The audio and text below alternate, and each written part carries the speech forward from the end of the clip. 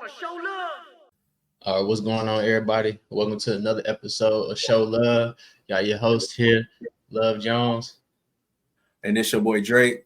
Yeah, it's just the host this time. You feel me? You know what I'm saying? We got to take you back to the roots. Host of the L.U.V.Podcast. You feel me? Shout out to the L.U.V.Podcast. Coming soon. Coming soon. We just trying to keep the conversation flowing, man. That's why we're gonna keep the podcast going. But in the meantime, we got to show love. You feel me? So show some love. If you like our videos, just comment, share. Yeah, let's get it going. For sure. All right. So first of all, the first thing that we got to talk about today is this Mike Tyson versus Jake Paul fight, bro. Let me pull up. Let me go ahead and pull this joint up for everybody to see, because geez Louise, I'm saying, like, is he really serious about wanting to fight this man, bro? Ain't no way. Ain't no way, bro. Because according to shout out to Gilbert Arenas on his podcast, he was saying how the Roy Jones Jr. fight had stipulations, like Tyson couldn't like knock him out or he's gonna lose his bread. If this is a real fight, I got Netflix. I ain't gotta pay to see it unless they add an extra pay-per-view. But you feel me? I'm gonna watch it regardless, but I'd pay if it was the real deal. You know what I'm saying? Some things you would have to pay for. I ain't know that Netflix did live events. Like when they start doing that. Sure, I guess they testing it out with this. Dude, hey, look, this will be the one to test it out. Like I was telling you earlier, bro. The one thing that the Paul brothers know how to do is make some bread, bro. They know how to make some bread. So I know for a fact both of these men are getting money. Yeah, they're gonna get a bag for sure. For sure. Man, I know. Check that out, y'all. Y'all gotta check that out. It's on July 20th, right? Yeah, Saturday, July 20th. Please check out that fight. And after y'all check out that fight, come back and watch this joint, because I'm gonna tell you right now, if there's no stipulations, that man Jake Paul in for a rude awakening. Tyson got him, boy. I ain't gonna lie. I don't care how old he is. Them punches still young. Yeah, them punches still look young. You know what I'm saying? Bro, I'm telling you, he a grown man with it too. So I'm like, yo, people forget like what grown man strength really is. Like, you do get a different type of strength the older you get. Like, it's more control. Usually that's Saturday, July 20th. That's the day before my birthday, though. Shout out to me. You feel me? Yeah. Shout out to the Jones. Shout out to Jones. Yeah, man. Well, speaking of, the next chapter in life, you feel me? I had seen this I Am Athlete like episode with Reggie Bush. Is what inspired this question. I don't remember verbatim because it's been a year since I watched the podcast. This is just something I thought about the other day, but he was talking about what makes a man of value, and that's a great question. That's a great question, because I feel like nowadays being good is not good enough, but that's how it's supposed to be. And let me tell you why. Because you know what I'm saying? You being a good person, right? You supposed to be a good person. You feel me? You supposed to make good grades. But it's an expectation when you do beyond good. Yeah. You know what I'm saying? If you make it to the NBA, you supposed to be a good player. Sure.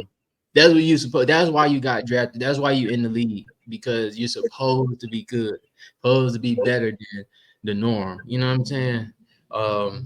Because I put it this way: good. I feel like good is what it's supposed to be the average. But it's a difference between average and good. For sure. Because good is above average, but good is what you're supposed to do. Average means you're not good at the norm. It means you're falling in line with the average. Yeah, you're just falling in line. Yeah, for sure. I was winded with that, but yeah, I think people have to prioritize being great because it takes another level to be great.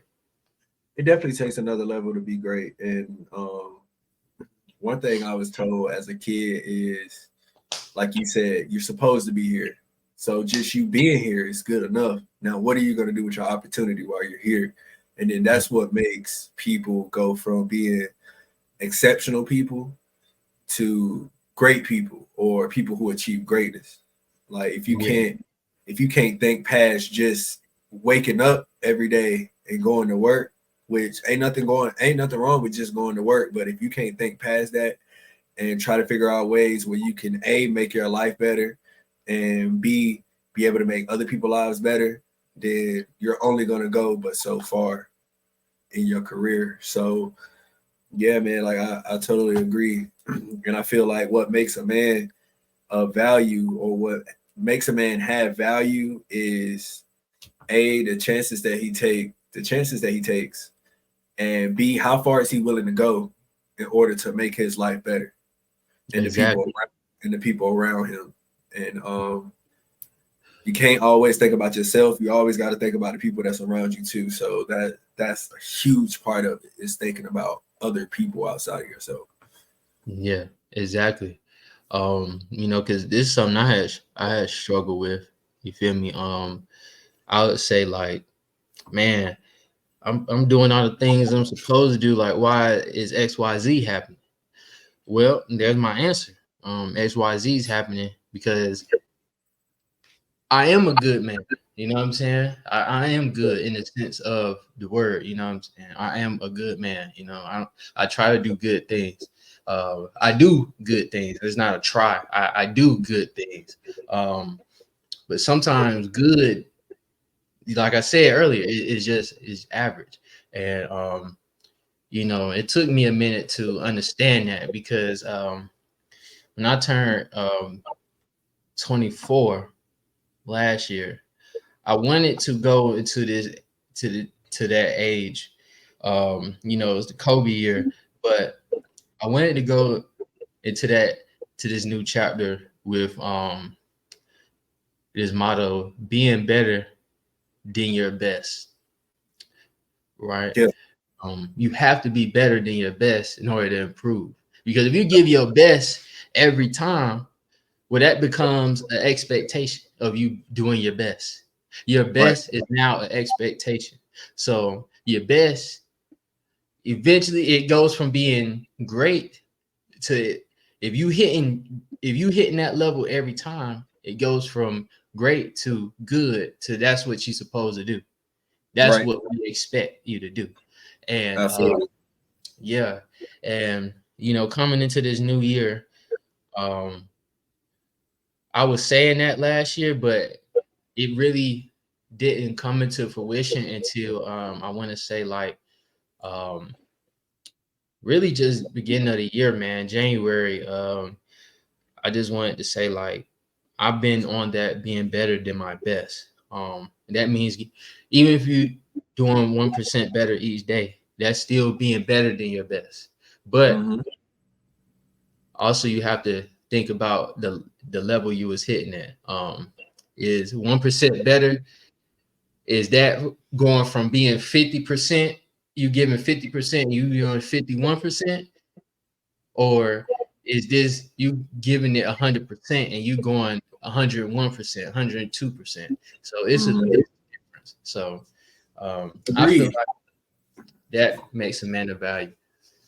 I heard this. I was watching this other podcast. I can't remember the name of the podcast right now because I just caught it through a clip on Facebook. But the dude was pretty much saying that he comes to work 15 minutes every day, to the point where people automatically know 15 minutes before like everybody else supposed to be clocking in, this man gonna be here. And the one time that he wasn't, because he was so consistent with doing that, his boss called him like, "Hey, are you all right?" And Buddy was just able to say, "Hey, look, I caught a flat on the highway. I'm still gonna be able to be there on time." Like, you know what I'm saying? So regardless, like you gotta strive to be better, to where people almost expect you to be great. And once people start expecting you to be great, your ego should not allow you to perform lower than that. Like, Right. your ego should not allow you to perform lower than that. And once you can get to that point, then you can start hitting those like milestones and start seeing a huge change instead of those small, like minute changes in your life. Yeah.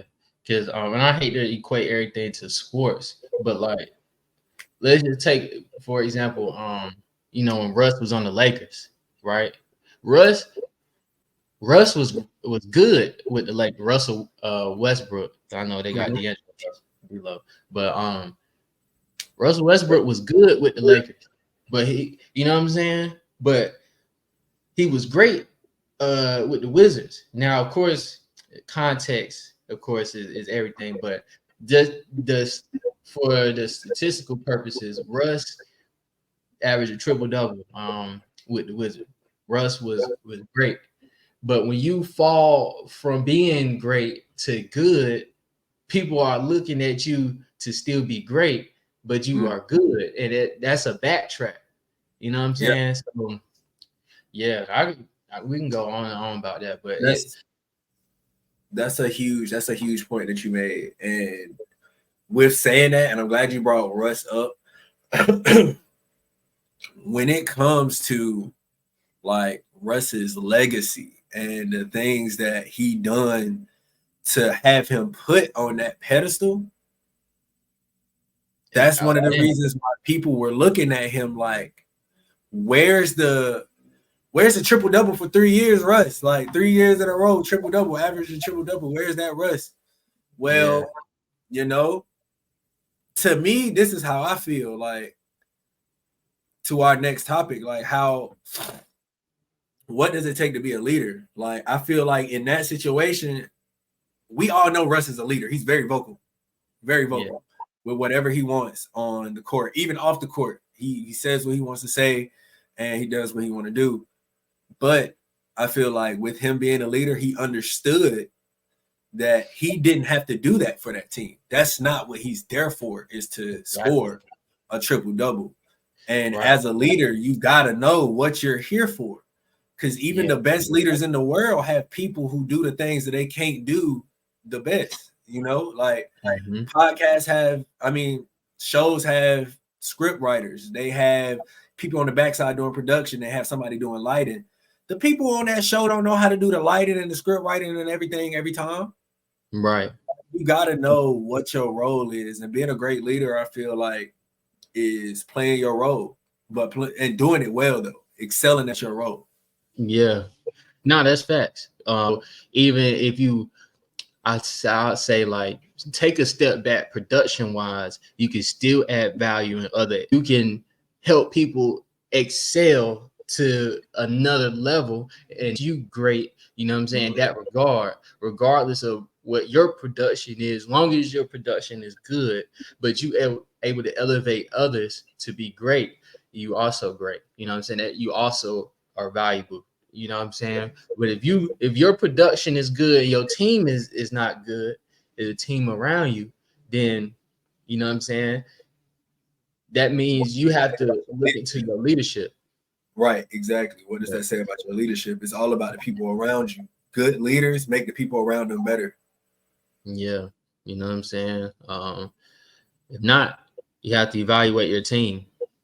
Like why are they not hitting on a high level? You know what I'm saying? Or why are they not good at least? And in that, you got to evaluate yourself, because what are you doing or not doing that's causing them not to be as productive as what they should be? Exactly. always good to start with self first, because once you can figure out self, you can help someone else. Yeah, exactly, bro. And leadership is definitely important, bro, because you have to be able to, and if somebody is struggling, being able to reason with them and finding the right motivative factors to lift them up. You know what I'm saying? And also being a good leader is if somebody is constantly slacking and you constantly have to pick them back up and you evaluate it and you gave it your all, also is knowing when to cut that person loose and Yeah, letting them, you know what I'm saying, regardless. Because they're not, it starts with themselves. It starts with you. And if they're yeah, not elevating to that level, then and they are bringing your production down, but you're giving it your all. You're being better than your best. You giving it your best. Then yeah, you have to cut ties. Um, totally agree. Totally agree. You can't let anybody else's production bring down what you're trying to do and what you're trying to accomplish, because at the end of the day, you're the one that has to step foot through that door when um the proverbial shit hits the fan. You know what I'm saying? Like, you're the one that's gonna have your face on it. So if anybody is in your space, and you constantly try to make sure that they are producing at a high level and they're not, have that conversation. Like, don't tiptoe around it. Like, have that conversation. Part of being a leader is having those tough conversations to let your teammates know that they're not doing what's expected of them. no, exactly, bro. And so our next point, as far as social media, like I feel like it's a lot of people who are self-proclaimed influencers or leaders, right? Which is Right. nothing wrong with that, but I feel like we are in a space where everything has to be monetized. Not everything, but or a lot of things are or not monetized. What's the word? Promoted. Like everything has to be Publicized or either like publicized. advertised Yeah, to the advertised. point where you gotta like sell it. It's almost like you gotta sell everything. Yeah, digitalized. Like everything has to be you have to produce it on social media. I don't know the right term, but yeah, you have to publicize it, right? And because we are in this digital world, there's a lot of people who are selling hopes and dreams, and and it's hard when you're struggling in life. You finding somebody who is selling hopes and dreams, and they take advantage of people who are desperate, right? Um, I was one of them. You know, I fell for these. And I don't want to knock nothing. Like people find success in whatever they're doing, cool. But I did like a lot of MLMs. I because they came to me when I was in a desperate time in college. Like I wanted to make a name for myself. I wanted to add more value to me. You know what I'm saying, to my family. I want them to see me in a certain level. So, and I had a clothing line, so I needed something to fund it. And they come to me like, yeah, looking for another source of income, passive income. All you have to do is XYZ, like, right? Um, well, you have to buy this course. I fell for those types of things, right?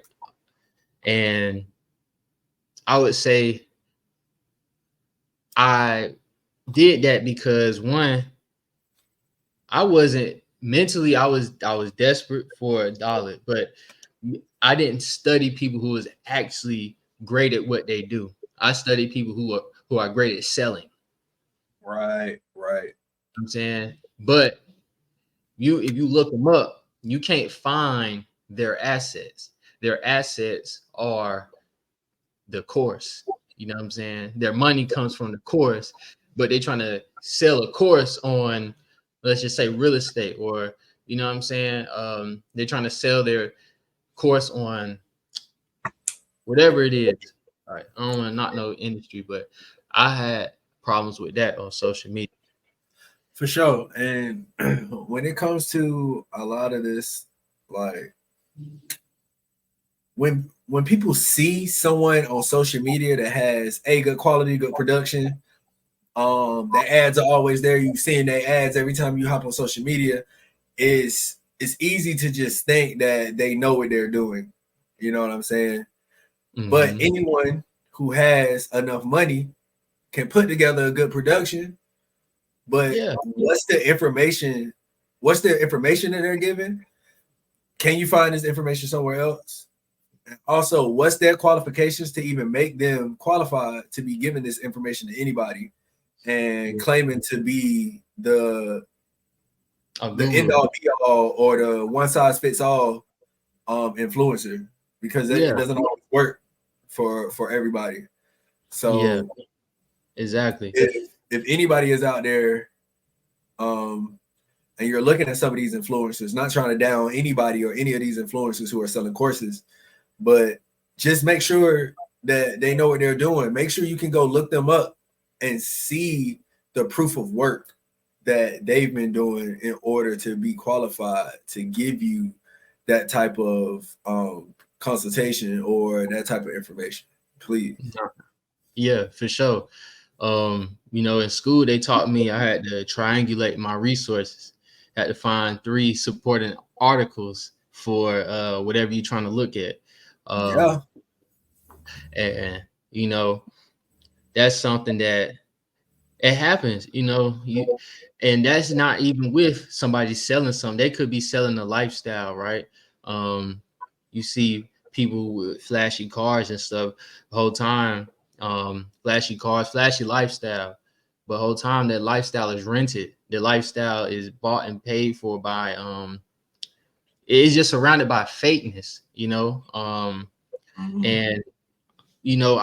I fell into it. I know it's kids who look at people, they see a lot of followers, but that doesn't equate to money. But they see following and they want to be like that. However, I feel like that's a problem with social media. It doesn't highlight people who actually who are working hard, who are hard workers. I would say that who jobs just matter. Like, you know, it's not a lot of TikToks about people who are mining or you know what I'm saying for natural resources or you know what I'm saying so we can keep gas in our cars right. or people. I mean, it's TikToks about people who build houses and stuff. Of course, like people are finding ways to get a second income from monetization through these social media platforms, which is a plus. But because everything costs so much, because everything we're behind because of the digital space, everything has to be filmed and recorded. So yeah, Yeah, it's pros and cons. It's just you have to weed out what's real and what's not real. absolutely. And Yeah. I think I'll speak on one of the pros that I've seen over the years for social media. It's just being able to have the ease of access to information. Yeah. Um, Absolutely. and if you have enough discernment, then you can pick through that information to figure out what you should be using and what you shouldn't be using and who you should follow and shouldn't follow. Because a lot Yeah. of these people put out fluff Yeah. just so you can go buy their course for the information in that course to be the same information if you would have took an extra 2 hours to go scan through the internet, scan through Google. You Yeah. could have did that like on your own, you know what I'm saying, and pretty much saved your money in order to be able to invest in what you're trying to do in the first place. Yeah. Like it could be somebody who now this is a crazy example, but I'm pretty sure somebody done it. Um you can get a personal loan from the bank probably, right? Um let's just say somebody get a personal loan for like uh like 20 racks and they you know what I'm saying they buying a lot of fake followers and they buying a lot of they'll buy like or they'll rent out a nice car for the day, a nice house, and they'll be like, "You want to live like this? Buy my course." They go to ChatGPT and just type and verbatim, just copy it from there. And you know what I'm saying? Just because they look like they had that lifestyle, they getting views and stuff, money from that, people buying their course. Now that's an extreme case. I'm not saying people have done that, but that's not really that extreme though. Like we cut that because we all know, like we've seen it, like we've watched YouTube videos on people getting exposed. So like, there are people out there who will like buy or rent out a nice car, shoot the video, and sell you the dream that they not living just yet, and they need your support in order to live that dream, to completely feel that dream. Like, we even see it. We see it in the music industry too. Like, people will be like, people will rent out the cars or rent out like the spaces. Shoot, you can. I don't even know if you know, you can rent jewelry. Like, you can rent jewelry. I didn't know that. Yeah, that's crazy. Like, you can rent jewelry and all that. Like, or either buy fake jewelry that look real, shoot the video, and you have the image. Like, that's what it's all about. It's all about the image. It's all about perception. And long as you have people perceive you to be doing the things that you say you're doing, then you got it. Like, that's it. You can sell your course or sell that dream now. Yeah, and it's the people who follow, like, because you touch a lot of heartstrings. You go with somebody who's desperate for money, who, you know, they might be tight on some bills, and they feel like, you know, their life is at a crossroads, and they just feel stuck at their job. You practice that at good time. You good at selling. You can put that in a course. Put that not even in a course. You can just put that in an ad, and boom. You know what I'm saying? You got people. But yeah, man, it's those are the cons, but the pros is it allows us to expand our reach. It allows us to connect with people we've never thought we'd connect with. You know what I'm saying? All across the globe. You know what I'm saying? It allows us to put our platforms. It has given people a lot of jobs. You know, freedom to create content for a living. You know what I'm saying? I'm pretty sure in the 90s, 2000, early 2000, that's unheard of. Like, being influencers. Like, if I'm not mistaken, I don't want don't quote me on this, but I think Casanat got a deal with Nike. No, for sure, he did. He did? Like, that's crazy. You know what I'm saying? He ain't no athlete. Only time I seen him, he had a funny video. Him hooping to get some kids. That was funny. And you know, I seen him hoop at a celebrity game. But other than that, like, he not that known for streaming. But he got a Nike deal. You know, that was unheard of back then. So yeah, it's pros. It's just weeding out the real and fake, because we have to look at people that, I would say, some celebrities, we have to look at them as characters. They're portraying an image, you know, like in a movie, they're portraying a role to present themselves that way. But you don't know that real person. Yeah, absolutely, bro. I agree. Yeah. One of the biggest things that we've been seeing on social media here lately is like the use of AI, just like you said, with ChatGPT. Like, there's pros and there's cons to AI. Like, one of the biggest pros I'll say is it lessens the workload on a lot of copywriting that you can do. Shoot, it lessens the workload on a lot of things you can do, because at this point with AI I'll say AI has been mainstream. What you think, for the last 3 years? Yeah, I would say like in the forefront, probably like last 3 years, like accessible to everyone, I should say. For sure.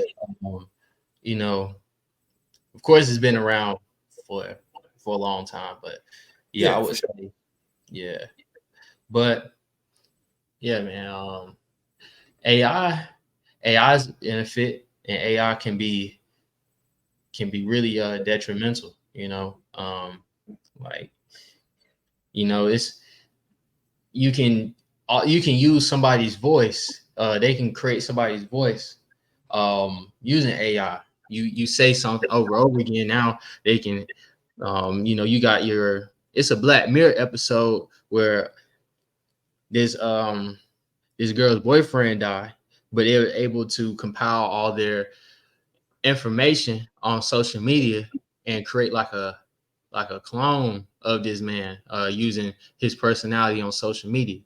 And I feel like that's not too far fetched, like in the future.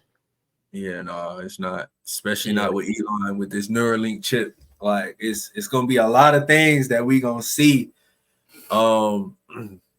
And then I give it 5 years, bro. I give it 5 years for a lot of the things that we thought was unheard of to like come into fruition with AI. Like Yeah. being able to program. I seen this post the other day. They was able to program this robot with the most, like, they pretty much fed it the most violent videos they possibly could. And in doing so, the robot turned into a psychopath. You know what I'm saying? Like, because that's all that it would know. But just being able to feed an AI that type of information and then have that AI respond to you like a real person would. Yeah, bro. Like we're about 5 years away from Terminator 3. Yeah, because you can program a robot, for example. You programming it based on whatever you put in it, right? Yeah. If you put in militant type of codes, the AI don't have no emotion. It's not gonna be like, no, I don't think we should do this. It's gonna do what it's programmed to do, good or bad. You know what I'm saying? But yeah, there's a lot that's come with it. That's why we got to stay versed and make sure, what I'm saying, we be mindful of the things that we do upload, what I'm saying, because stuff is watching. Yeah. Yes, a lot of stuff is watching our account. It's very accessible. Like anything that you put on the internet is accessible to everybody. Yeah. So in knowing that and knowing the type of technology that we have, I think there should be a little bit more like laws. I guess you would call like, well, not really laws. I just think people should just realize more that information can be used against them as much as it can be used as a memory. Like just posting yourself being out with the homies on social media can turn into somebody that took that photo and photoshopped their AI like somebody else in your photo, and now you don't even know if that photo is real or not. So now you got to deal with the repercussions of what somebody else did or manipulated that photo with. So just little things like that, and that's just the smallest instance of how it could be used with your voice. Like I was telling y'all on the other podcast, one of the other episodes. So I was able to take my voice, say what I wanted to say to Lil Uzi's. Like I think it was Lil Uzi's voice. Like I even turned my voice into the Weeknd's voice. So it's just like little YouTube with this type of information. Yeah. No, it's crazy, Drake. But AI Drake, somebody had made some AI hits. Yeah, whole album. That's crazy. AI generated, and that's crazy because I don't know if they're doing this now, but I feel like kids or what I'm saying, internet class, not just talking about how to use a computer, but it's a lot of stuff, man. People want to people want to be, it's like a drug. You'll never know the limits of what people will do just to be viral. Kids should go to classes for that. And also social media. I had social media when I was in what I'm saying, they had Facebook when I was middle school. But I think the smartphones are just, so finally had something on the screen that didn't have no buttons on it. Yeah, like iPhone. Like I had an Android. I think the Blackberries was still, For sure. however, like if you look at how small the screen was, you would have to like get on social, you had to on Facebook, but you know, I ain't all the time. Um as I am on social media. Is like I back then, like um I was just more so playing games. Like I was on Facebook, you know, it's kid stuff, but they grown up with this, like, Yo, my sister's 7, mm, 7, and she knows that I can access on TikTok. yeah, It's wild to me. Like that's the to know things that they shouldn't know this early. yeah, like you know what I'm saying, things, right? But it's some it's some savvy kids out. You know, there's other ways to get around that, but you know, you have to. And that's why it's class, because what they put up there is forever. You feel? Agreed. So, but yeah, um, you know, with social media, it's it's. I ain't gonna say. I guess it is a lot of good that comes out of social media, but you know, bad. So just be mindful what you're putting out there. Also, if you have children of your own, make sure that you're paying attention to the things that they're watching. And the tablet, like, don't just hand them the tablet. Shoot, Some of them kid shows. even them kid shows, like some of them kid shows, I'll say Roblox for one. There's this you can make your own games on Roblox. Um, So yeah, you can editor actually had made one um on Roblox saying how video adults it's pretty much came up as a screen, like a computer screen, and the child had to click.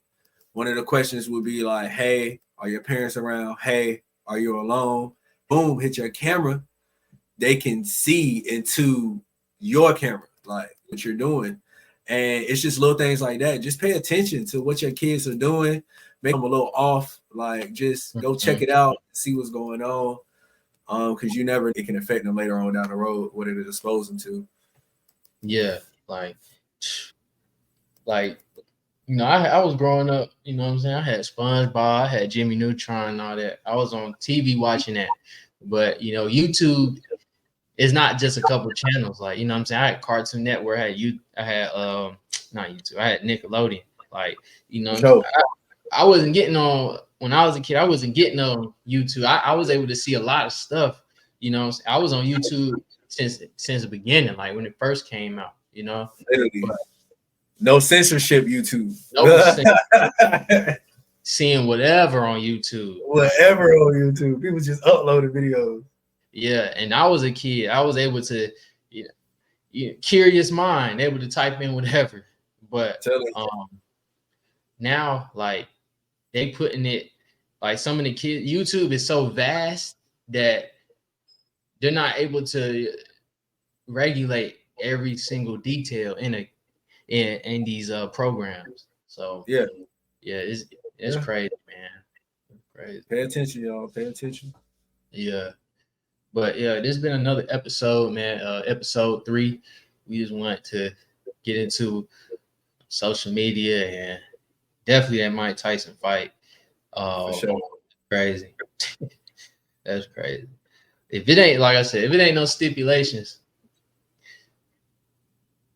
He I don't gonna really. wrap that man up, bro. He gonna put that man in a body bag, bro. Yeah, I and don't I said, think I don't think Jake been hit that hard yet. I don't think he been hit hard yet. Like not by somebody of Mike caliber. Mike is no. he a Hall of Famer. Like he him. He one of the legends. When you talk about boxing legends, you mention Mike Tyson. It's not Yeah, just bro. he's not just one of them regular good fighters or a great fighter. He's one of the When upper they talk about echelon heavyweights, the great heavyweights, that man is in that discussion. for sure. Like, but yeah, man. We appreciate everybody for tuning in, and remember, it's all love, and we out.